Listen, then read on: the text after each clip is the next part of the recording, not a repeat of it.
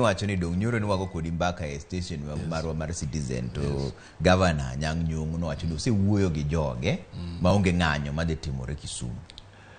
Ing'eni gima chielo matimore gi counties ma kata ma midhiero mang'eny, counties ong'abe onego bed ni chulo ji msara ka dwe osechorumo. Teno ka nwagolo notice mar ng'anyo ni ndalo 7 mokadho ni jotich ok bidhi tich kalore kiny.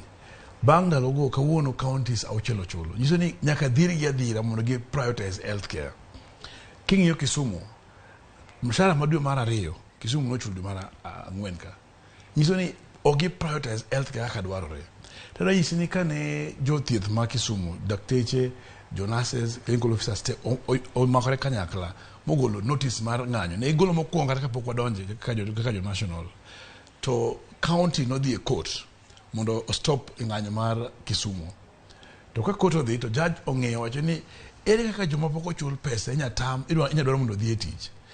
Kae kes ma county go onge, ma kes ma judge Radido mantiere Kisumu notupilia injunction mane county dwaro. Ma judge onyiso jothieth ma Kisumu ni kapok ochulu mshahara to dhi uru e ng'anyo mondo chulu. Manyiso ni gima wawacho mondo chul jotich ni ok en dwaro mar jotich mondo bed oko. Ma kapo ni gutiro kawuono government ma Kisumu chulo jotich, kata government ma Mombasa, kata ma Bomet, kata ma Vihiga ochulo jotich, to kenji ne wane tich. No. Manyiso ni ok en ng'anyo mar jotich oherore, en ng'anyo mar jotich onge nyalo mar mondo gichop ka tich. Ng'anyo ni osebedo gi kidieny